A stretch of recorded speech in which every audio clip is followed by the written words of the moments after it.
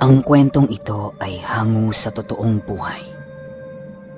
Karanasan ito ng tiyuhi ng kaibigan ko na itago na lang natin sa pangalang Nognog.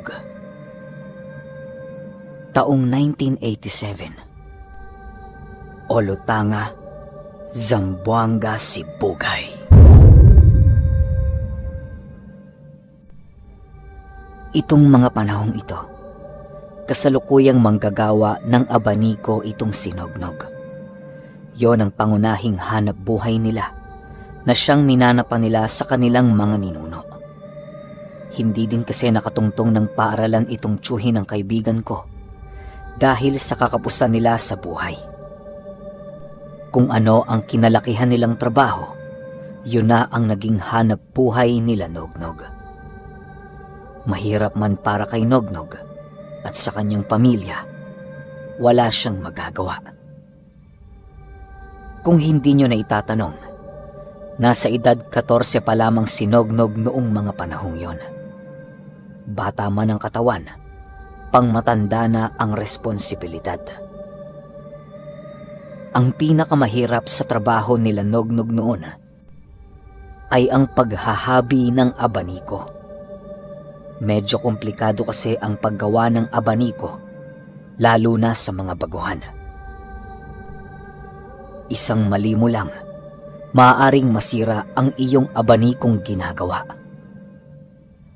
Maliban doon, gumagawa din sila Nognog noon ng walis tambo at mga sisidlang gawa sa kawayan. Sabay-sabay nila itong inilalako upang isahan lamang ang kanilang pagbenta. Isang araw, walang trabaho noon si Nognog.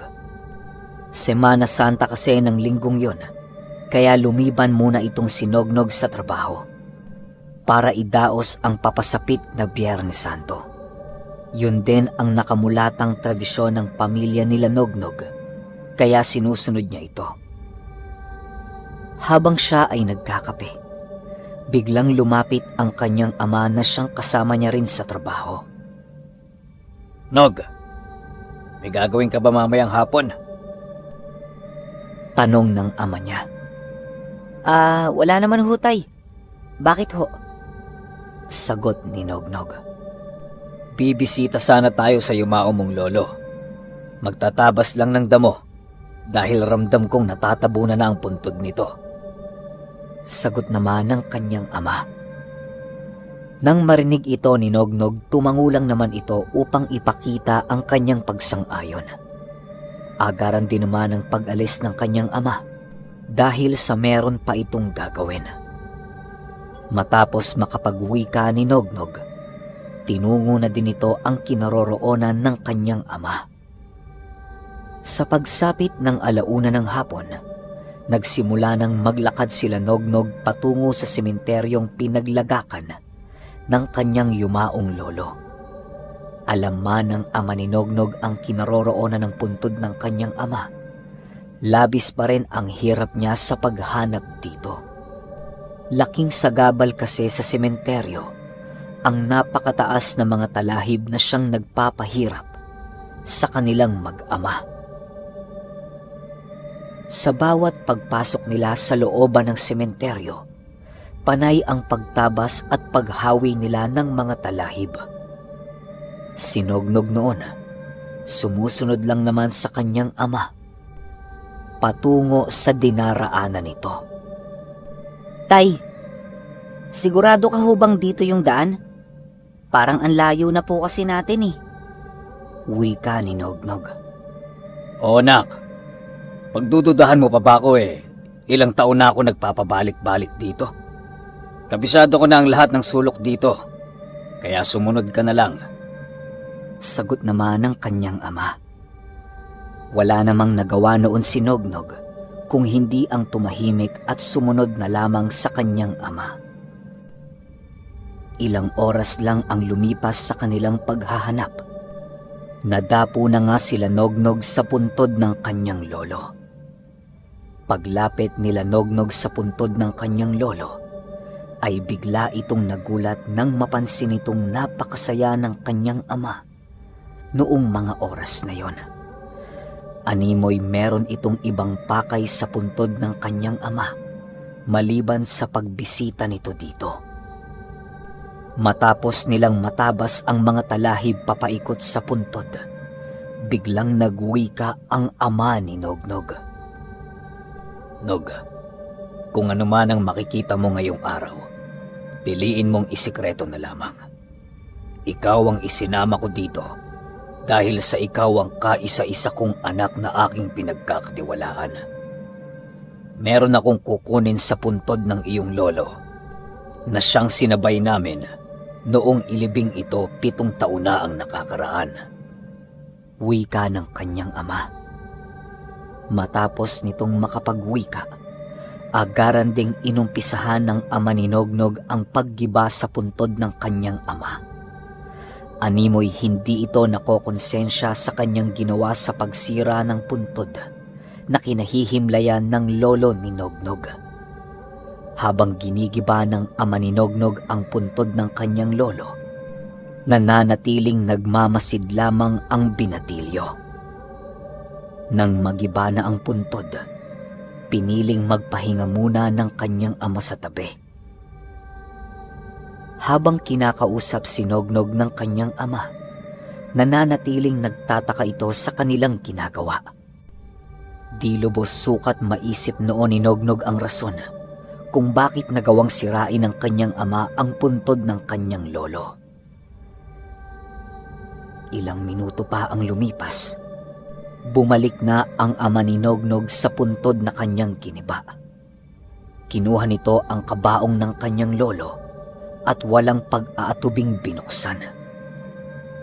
Si Nognog noon, nananatiling nakatitig lamang sa ginagawa ng kanyang ama. Pagbukas ng kabaong, gulat na gulat si Nognog nang makita niya ang kalansay ng yumao niyang lolo. Sa tabi nito, meron siyang nasipat na isang maliit na kahon na tila ba isinabay sa himlayan nito. Pagkita ng ama ni Nognog sa kahong yon, agaran naman niya itong kinuha. Matapos yan, ibinalik na ng kanyang ama ang kabaong ng kanyang lolo sa himlayan nito. Itinambak na lamang nila ang nasirang puntod nito upang matakpan ang kabaong. Habang naglalakad sila Nognog pabalik sa kanilang tahanan, hindi maiwasang magtanong ng binatilyo tungkol sa nilalaman ng daladalang kahon ng kanyang ama. Tay, ano ho bang laman yan?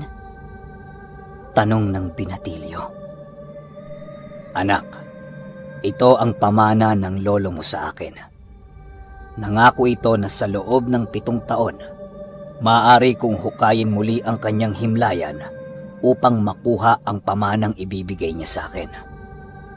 Sa lahat ng kapatid ko Nognog, ako lamang ang pinamanahan ng lolo mo ng kanyang pinakamahalagang pag-aari. Hindi ito kayamanan, bagkus ay mas mahalaga at mas mataas pa ito sa kayamanan. Sagot naman ng kanyang ama. Pagbalik nila sa kanilang tahanan, agaran ding ipinasok ng kanyang ama ang kahong nakuha nila sa himlaya ng kanyang lolo. Si Nognog noon ay parang lumilipad ang wisyo dahil sa kakaibang ginawa nilang mag-ama. Sa paglipas ng oras na yon, hindi nagawang makausap ni Nognog ang kanyang ama. Animoy abalang-abala ito sa kanyang ginagawa noong mga oras na yon. Sa pagsapit ng Miyerkules Santo, nag-umpisa na ang nakagawiang debosyon ng kanilang pamilya. Ang nakapagtataka lamang noong araw, hindi kasama nila Nognog ang kanyang ama sa kanilang ginagawang debosyon. 2 araw na itong ilag sa kanila at tila ba napakarami nitong pinagkakaabalahan. Magmula noong nakuha nila ang kahong nasa loob ng kabaong ng kanyang lolo, biglang nag-iba ang pakikitungo ng ama niya sa kanilang pamilya. Sa pagsapit naman ng Huwebes Santo, halos hindi na makita ni Nognog ang kahit hibla ng anino ng kanyang ama. Pinahanap na ito sa kanya ng kanyang ina sa kanilang baryo, pero hindi talaga ito nakita ni Nognog. Hanggang sa wala nang nagawa noon ang binatilyo, kung hindi ang magtanong sa mga kumpare at mga kapatid ng kanyang ama. Manong Ruel, nakita niyo ba si Tatay Gonzalo? Tanong ni Nognog sa isa sa mga matalik na kaibigan ng kanyang ama. Abay hindi, iho. Abalang-abala ako sa trabaho eh. At saka, akala ko ba, di na masyadong naglalakwatsa ang si Gonzalo? Hanapin mo dun sa mga tsuhin mo. Baka alam nilang kinaroroonan ng ama mo. Sagot naman ni Mang Ruel. Dahil sa medyo abala noon ang kumpare ng ama ni Nognog, pinili na lamang ng binatilyo ang lisanin ito ng walang paalam. Kahit malayo noon ang mga bahay ng kapatid ng kanyang ama, matyaga itong nilakad ni Nognog alang-alang sa kanyang ina. Di kasi maatim ni Nognog noon na namomroblema ang kanyang ina sa pagkawala ng kanyang ama. Pagdating niya sa bahay ng tsuhin niya, biguding malaman ni Nognog ang eksaktong kinaroroonan ng kanyang ama. Ang palaging sagot ng mga napagtatanungan ni Nognog noon ay hindi nila alam ang kinaroroonan ng ama niyang si Gonzalo. Dahil sa medyo sumasapit na noon ang hating gabi, napagpasyahan ng binatilyo na umuwi na muna. Sa pag-uwi ni Nognog, laking gulat na lamang niya nang makita niya ang kanyang ama na naroon na pala sa kanilang bahay. Agaran niyang nilapitan ito pero biglang napatigil si Nognog nang napansin niya ang lamig ng pakikitungo ng kanyang ama. Nakatingin lamang ito sa malayo at halos hindi nito magawang tumingin sa kanilang mag-iina. Ang ina noon ni Nognog ay tila ba hindi nito napapansin ang kakaibang asal ng kanyang ama. Matapos nilang kumain, biglang lumapit kay Nognog ang kanyang ama at nagwika ng, Nog, alam ng ina mo na darating ang oras na ito. Sa pag-alis ko, anak, hayaan mong ang ina mo ang magsabi ng kwento ko. Mahal ko kayo, anak, pero hindi ko pwedeng talikuran ang aking responsibilidad at pangako para sa yumao kong ama. Ito na ang nakatakdang oras upang ako naman ang magmana ng kanyang karunungan. Ang sinasabi ko sa iyong tsuhin mong naging taliwas sa amin ay hindi yun totoo. Puntahan mo siya, Nog, dahil isa siyang mabuting tao. Nang marinig ito ni Nognog, biglang lumaki ang kanyang mga mata, gawa ng hindi niya alam kung ano ang ibig sabihin ng kanyang ama. Tay, saan ka ba kasi pupunta? Ayaw mo na ba sa amin, Tay? Hindi naman kami nagiging pabigat sa iyo, ah. Sagot naman dito ni Nognog. Pero kahit anong gawin niyang pagsasalita sa kanyang ama, hindi na nito nagawa pang muling sumagot sa kanya. Matapos nilang mag-usap, agaran ding umalis ng kanilang tahanan ang kanyang ama. Hindi na ito napigilan ng ina ni Nognog, kaya maging siya ay wala nang nagawa, kung hindi ang hayaan na lamang ito sa kanyang pag-alis. Habang tinitingnan ni Nognog ang pag-alis ng kanyang ama, hindi nito mapigilan ang pagtulo ng kanyang luha sa kanyang mga mata. Matapos ang mga pangyayaring yon, hindi lubusang maisip ni Nognog ang nangyayari sa kanyang pamilya. Ang pangako noon ng kanyang ama sa kanila ay tila ba naglaho ng dahan-dahan. Di rin nagawa noon ni Nognog na magtanong sa kanyang ina dahil sa labis niyang nararamdamang kalungkutan. Kinaumagahan, maaga pang umalis ng bahay si Nognog upang hanapin ang tiyuhing binanggit sa kanya ng kanyang ama. Ang pagkakaalam kasi ni Nognog sa tiyuhin niyang yun ay isa itong malupit na kapatid ng ama niyang si Gonzalo. Matyagang hinanap noon ni Nognog ang bahay ng kanyang tiyuhin upang kahit papaano'y makakuha dito ng kasagutan. Nang matuntunan ni Nognog ang bahay ng kanyang tiyuhin, doon niya napag-alamang isang albularyo pala ang kapatid ng tatay niya. Pagpasok niya dito, agara namang nagbigay ng respeto si Nognog upang hindi mainsulto ang kanyang tiyuhin. Magandang araw po, Tiyo Boyo. Ako po to si Nognog. Anak ko ni Gonzalo. Yung kapatid nyo. Wika ni Nognog. Oh, napadalaw ka, iho. Halika, pumasok ka. Gusto mo ba ng kape? Wika ng kanyang tiyuhin. Pagpasok ni Nognog sa pamamahay nito, ay hindi niya napigilang mamangha sa mga kakaibang bagay na naging palamuti ng kanyang tiyuhin sa buong tahanan nito.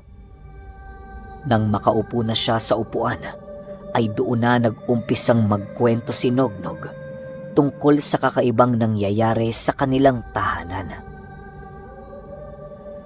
Hayaan mo ang ama mo, Nog. Yan ang pamanang ibinigay sa kanya ng aming ama.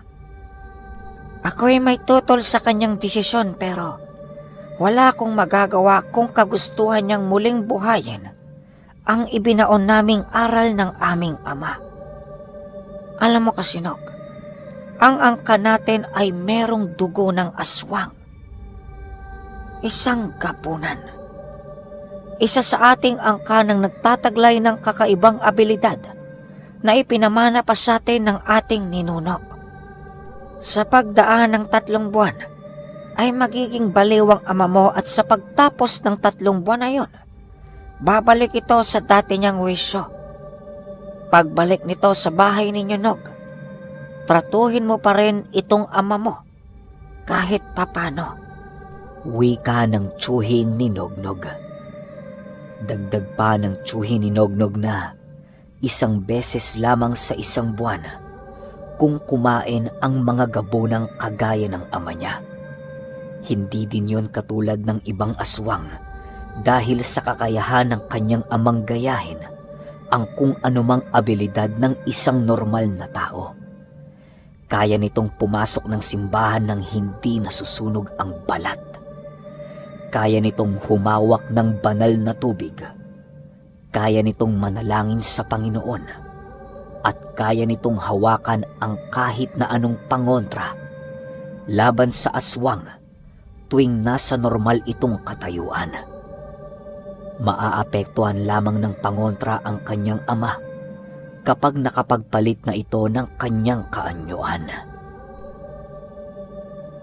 Ang abilidad na hawak ng ama ni Nognog ay isa sa mga pinakadelikadong abilidad ng mga aswang.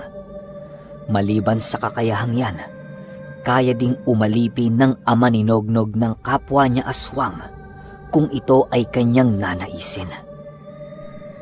Dahil sa mga nalaman ni Nognog, tila ba hindi niya maisip kung bakit pinili ng ama niya ang maging isang aswang kesa maging padre de pamilya ng kanilang tahanan. Sa pagsapit ng Biyernes Santo, nakauwi pa itong ama ni Nognog. Gulat na gulat noon si Nognog dahil sa napakaraming dugo ng kasuotan ng kanyang ama noong umuwi ito. Nasa bandang 6:00 na yon ng hapon nang nagawi ito sa kanilang tahanan. Pagpasok nito sa kanilang bahay, nagwika ang ama ni Nognog ng, Nog, aalis muna si Itay ng 3 buwan. Ikaw na munang bahala sa iyong inay. Pagsumikapan mo lang, Nog. Dahil pagbalik ko, babawi din ako sa inyo. Palagi mo sanang iisipin na mahal ko kayo. kaya ako ginagawa to. Wika ng kanyang ama. Mahal, Tay. Paanong pagmamahal yan? Pansariling interes mo lang ang iyong iniisip. Hindi mo kami mahal ni Inay. Sagot naman ni Nognog. Pumiyok.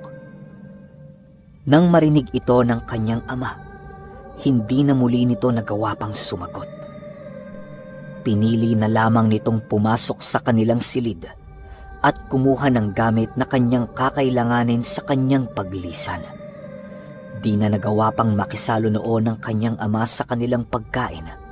Gawa ng agaran din ang paglisan nito sa kanilang tahanan. Pagkaalis ng kanyang ama, agad ding lumapit sa kanya ang kanyang ina at nagwika ng, Hayaan mo ng tatay mo, anak. Alam mo kasi, may mga bagay kaming tinatago sa'yo kaya niya nagagawa ang mga to eh. Huwag mong ilalabas sa bayang yung mga nakikita at mga nalalaman ha. Napakadelikado kasi anak kapag merong makatunog sa ginagawa ng iyong ama. Ngayong papasibol pa lamang siya. Wala pa itong laban sa mga nilalang na maaaring makaharap niya. wika ng ina ni Nognog. Hindi na sumagot noon si Nognog. Gawa ng litong-lito pa ito sa mga nangyayari. Sa pagsapit ng Sabado de Gloria, hindi na naipagpatuloy ni Nognog ang debosyong kinalakihan niya. Animoy nawala ang lahat ng gana ni Nognog dahil sa nangyari sa kanyang ama. Sa pagtapos ng Semana Santa, pinili na ni Nognog na bumalik sa kanilang trabaho upang itaguyod ang pangangailangan nilang mag-iina. Siya na lamang kasi ang inaasahan ng kanyang ina noon pagdating sa pagbili ng bigas na kanilang gagamitin sa araw-araw. Magmula ding umalis ng Biyernes Santo ang ama ni Nognog, hindi na muli itong bumalik pa sa kanilang tahanan. Malungkot man noon ang binatilyo, pinili pa rin itong maging matatag para sa kanyang ina. Itinoon na lamang nito ang kanyang wisyo sa kanyang mga kaibigan upang kahit papaano'y hindi siya yakapin ng kalungkutan. Sa pagpasok ni Nognog sa trabaho, ay napakasaya niya. Pero sa kanyang pag-uwi, doon na naman siya muling pinabalot ng lungkot. Ang kalungkutang kinikimkim noon ni Nognog ay pinili niyang ikubli sa likod ng kanyang puso. Palagi siyang umiiyak noon kapag oras na ng tulugan dahil sa labis na pangungulila sa kanyang ama. Wala noong nagawa si Nognog kung hindi ang hintayin ng pagbabalik ng kanyang ama noong minsan itong lumisa ng Semana Santa.